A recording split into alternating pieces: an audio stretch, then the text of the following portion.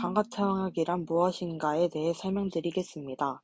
목차는 개념 속의 용어에 대한 주석, 감각통학이란 감각통학의 어려움, 감각통학에 의해 순으로 진행하겠습니다. 첫 번째, 개념 속에는 호경이나 결절 혹은 시야 결함과 같은 문제들은 명확하게 드러나지만 배우는 것이 느리거나 행동의 결함과 같은 잠재적인 문제들은 명확하게 드러나지 않아요. 아동들이 배우는 것이 느리고 행동이 서투는 것은 종종 뇌의 불충분한 감각통학이 원인이 되고, 감각통학의 문제는 아직 명확하진 않지만 종종 발생하고 있어요. 명석한 아이들도 학교에서 배우는데 어려움을 가질 수 있고, 좋은 부모님과 긍정적인 양육을 받는 아이들도 행동이 서툴 수 있으며, 감각통학의 문제는 명확하지 않기 때문에 아직 원인을 찾기에 어려움이 있지만 설명이 필요해요. 극소수의 사람들만이 뇌에 대해서 생각하고 감각통학이란 용어의 의미를 많은 사람들이 알지 못하고, 감각통학의 대부분의 사람들에게 자동적으로 일어나며 심장박동과 소화와 같이 우리에게 다행히 허락된 일과 같은 것이에요. 문제가 심각함에도 불구하고 그러한 문제들을 인지하도록 훈련받지 못한 사람들은 종종 감각통학의 장애에 대해서 간과하고, 아동을 관찰하는 부모님들은 대부분 그러한 문제를 잘 알아보지만 신경계에 대한 지식이 없으므로 아동의 내면이 어떠한지 이해하기 어려워요. 당신이 신체와 마음의 모든 활동과 주관하는 뇌에 대하여 생각해 본 적이 없다면 이 책은 당신에게 학습과 행동에 대한 새로운 방법을 소개할 것이며, 대부분의 사람들은 결코 고려해 본 적 없는 인간의 존재의 어떤 측면에 대하여 당신이 이해하도록 도울 것이에요. 전정 감각과 고유 수용성 감각처럼 특별한 감각과 예전에 배운 적이 있는 만지고 보고 듣고 맛보고 냄새 맡는 5가지 감각들에 대해서 인식하는 데 도움이 될 거예요. 당신이 자녀의 감각통화 처리에 대하여 깨닫고 나면 어떤 일이 발생할 때 그 문제에 대해서 알아차릴 수 있을 것이고, 지금부터 학습과 행동에 대한 새로운 방법을 당신에게 소개할게요. 두 번째, 용어에 대한 주식에 대해서도 용어 사용의 목적은 의사소통을 위한 것이고, 많은 용어들이 오직 특정한 사람들에게만 확실시되며 그러한 용어들은 그 밖의 다른 사람들에게는 생소하거나 심지어 아무런 의미도 전달하지 못해요. 우리가 어린 아동들이라고 말할 때 약 8세 혹은 9세 이하의 아동들을 일컫는 것임이에요. 신경계 신체 전반에 분포하고 있는 신경세포에 결함된 내부 네트워크라고 해요. 두개골 안에서 빽빽히 찬 신경세포들은 두뇌라고 하고, 척수의 위와 아래로 뻗어진 신경세포들의 다발은 척수라고 불러요.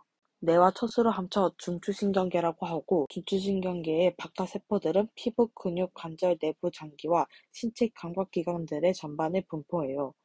신경 처리 과정은 질서 정연한 기능 내에서 신경계가 무엇인가를 행하는 것이에요. 기능은 수행이라는 라틴어에서 파생된 용어로, 신경기능이란 신경계가 이를 수행하는 방법을 뜻하며, 감각은 신경세포에서 활성화하거나 자극하면 신경처리를 시작하는 에너지라고 해요. 당신의 눈앞에 있는 신경세포들이 빛의 파동에 의해 자극을 받아 내 안의 감각처리 과정을 발생시킴으로써 이 책을 읽을 수 있어요. 소리의 진동, 피부의 접촉, 냄새, 근육의 활동과 중력의 당김은 감각들이 발생시키는 다른 에너지예요. 통학은 조직화의 한 형태로, 통학하기 위해서는 전체 속에서 다양한 부분들이 조직화하거나 통합돼야만 해요. 무언가가 통합을 할 때 전체 단위로서 분포들이 함께 일해야 돼요.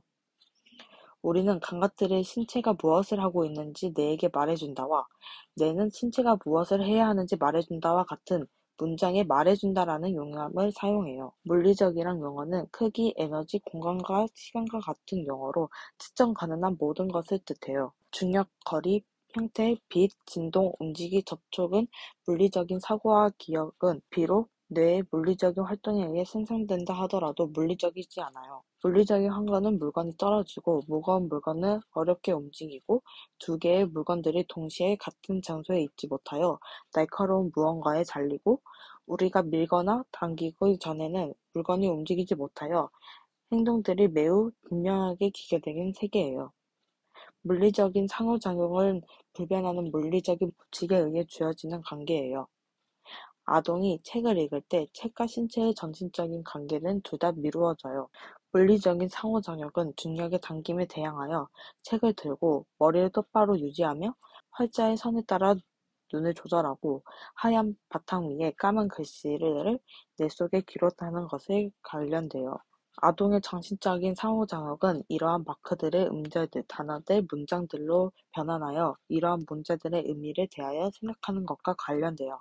세 번째, 감각통학에 대해서 감각통학은 감각들이 사용하기 위하여 조직화하는 것이에요. 우리의 감각들은 신체의 물리적 상태와 주위 환경에 대한 정보를 제공하고 뇌 속에서 흘러가요. 온갖 움직임, 눈과 귀뿐만 아니라 우리 신체의 모든 부분들이 비롯된 수많은 감각 정보들의 조각들은 뇌로 들어오게 되고 우리의 지구와의 관계 속에서 신체 움직임과 중력의 담김을 감지할 수 있는 특별한 감각기를 가지게 돼요. 1-1 교통정리에서 교통결차간이 달리는 차들을 통제하는 것과 같이 뇌는 위치를 정해주고 분류하며 감각들에게 명령을 내려요. 잘 조직화되거나 통합된 행동으로 감각들이 들어올 때 뇌는 그러한 감각들을 형태, 지각, 행동, 학습을 하기 위해 사용해요. 감각들의 흐름을 조직하지 못할 때 삶은 러시아어의 교통체증과 같아져요. 감각통합이란 뇌의 무의식적인 처리 과정이에요. 감각들에 의해 감지된 정보들을 조직화하는 것이에요. 무엇에 집중할지 선택하고 모든 정보들 가운데 구별에 의한 경험의 의미를 가져요. 목적적인 규범 안에서 경험되는 것은 우리에게 허락된 행동이나 반응이고 학습된 배움과 사회적인 행동을 위한 잠재적 기초예요. 1-2 뇌의 지원본에서 감각통합은 가장 중요한 감각처리 과정 형태이며 당신의 음식이 신체에 영향을 주는 것을 알고 있지만 그것이 먼저 소화돼야 해요. 당신은 감각들을 뇌에 의한 음식으로서 생각할 수 있고 그것들은 신체와 마음을 조절하기 위해 요구되는 지식을 제공해요. 잘 조직화된 감각처리 과정 없이는 감각들이 소화되어 뇌에 영양분을 줄 수가 없어요. 당신은 감각들을 뇌를 위한 음식으로서 생각할 수 있다. 그것들은 신체와 마음들을 조절하기 위해 요구되어지는 지식을 제공한다고 해요. 1-3 부분에서 전체로 만들기에서 감각통합은 모든 것을 함께 섞는 것이고 예를 들면 오렌지의 껍질을 벗기고 먹는다고 생각해 보라고 하며 당신의 눈, 코, 입, 손의 피부 그리고 손가락과 손, 팔, 입 안의 근육과 관절을 통하여 오렌지를 느껴요. 어떻게 한 개의 단순한 오렌지를 수많은 다른 오렌지들 사이에서 알아낼 수 있는지 당신은 아나요? 그리고 무엇이 당신의 두 손과 10개의 손가락들을 함께 사용하여 이럴 수 있게 하나요?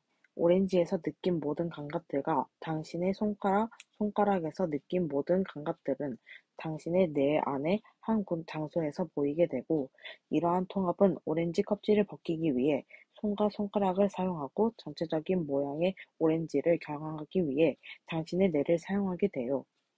1-4 감각들의 의미에서 감각들은 정기적인 자극들의 흐름이고 이러한 자극들은 그것들의 의미를 주기 위해 통합되어야 해요. 통합은 감각을 지각으로 변화시키는 무엇이에요? 우리는 신체, 다른 사람들, 사물을 지각해요. 우리의 뇌가 감각 자극들의 의미 있는 형태와 관계로 통합하기 때문이에요. 우리가 오렌지를 볼 때 뇌는 눈으로부터의 감각들을 통합하여 색과 모양으로 경험해요. 우리가 오렌지를 볼 때 뇌는 눈으로부터 감각들을 통합하여 색과 모양으로 경험하고 우리가 오렌지를 만질 때 손가락과 손에서 느낀 감각들은 통합되어서 오렌지의 바깥의 까끌까끌함과 오렌지 속의 축축한 크기를 알 수 있게 돼요. 코에서의 감각 정보의 통합은 오렌지 냄새를 우리에게 알려줘요. 1-5 삶 속에서의 감각통합에서 감각통합은 태아의 자궁에서 어머니의 신체 움직임을 뇌가 느낄 수 있게 시작돼요. 수많은 양의 감각통합은 기고 서기를 위해 일어나며 발달하고 그리고 이것은 생애 첫 해 동안에 일어나요. 아동기의 놀이는 아동이 시각 청각과 함께 중력과 신체의 감각들을 조직화함으로써 수많은 감각통합을 이끌어내며 눈과 목의 근육, 뇌 안에 있는 특별한 자기관으로부터 매우 복잡한 감각들이 요구돼요. 차분하고 행복한 사람들은 대부분 신경계에 통합되고 있고 사람들의 유전자는 우리에게 감각통합을 위한 기초 능력을 제공하고 감각통합의 발달에 놀라운 잠재력은 적은 반응을 통해 일어나요. 대부분의 아동이 이러한 능력을 갖고 태어나지만 환경 내의 많은 것들과 상호작용하고 아동기의 동안 수많은 물리적인 도전을 받으며 신체와의 뇌가 적응함으로써 감각통합을 발달시켜요. 1-6 적은 반응은 감각 경험을 위한 목적적이고 무표 지향적인 반응이고, 아기가 딸랑이를 보고 그것을 향해 손을 뻗으면 뻗는 것이 적응 반응이에요. 목적 없이 단순히 손을 흔드는 것이 적응 반응이 아니에요.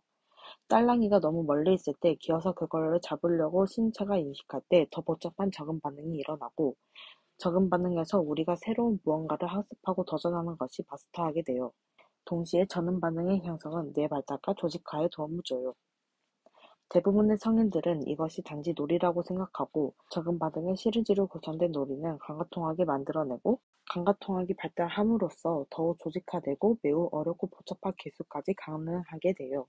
놀이를 통하여 기술을 발달시키며 조직하려 학습하는 아동은 학업을 조직적으로 할 수 있으며, 삶에서 받은 도전들은 더욱 성공적으로 수행할 수 있게 돼요. 강화통화는 태아가 자궁 안에서 느낄 때 어머니의 신체 움직임을 내가 느낄 때부터 시작된다고 하고, 모든 아동들은 환경의 많은 것들과 상호작용함으로써 감각통학이 발달된다고 해요. 1-7 감각처리 기계에서 아동이 약 7세가 되기 전에 뇌는 중요한 감각처리 기계라고 해요. 어떤 것을 느끼며 감각들로부터 직접적인 의미를 얻는 것을 뜻해요. 어린 아동은 물건에 대하여 여러 가지 추상적인 사고나 개념을 갖지 못하고 주로 신체를 움직이며 그것과 관련된 감각들을 느낄 뿐이에요. 그 아동의 적응 반응은 정신적인 것보다 운동적이거나 근육적이에요. 7세까지는 감각 운동의 발달 시기라고 불리며, 아동이 성장하면서 정신적이고 사회적인 반응으로 감각 운동적인 활동들을 매체해요. 정신적이며 사회적 기능을 가진 감각 운동 처리의 기초적인 위에 세워져요.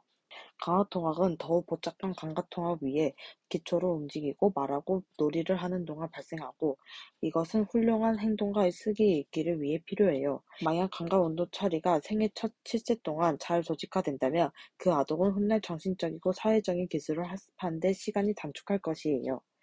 감각통학은 움직이고 말하고 놀이를 하는 동안 발달하며 행동과 쓰기 읽기를 위해 필요하다고 해요. 1-8 지각기 하기에서 뇌의 감각통화 능력은 환경이 요구하는 것에 충분히 상응할 때 아동의 반응은 효율적이면 창조적이고 만족할 것이에요.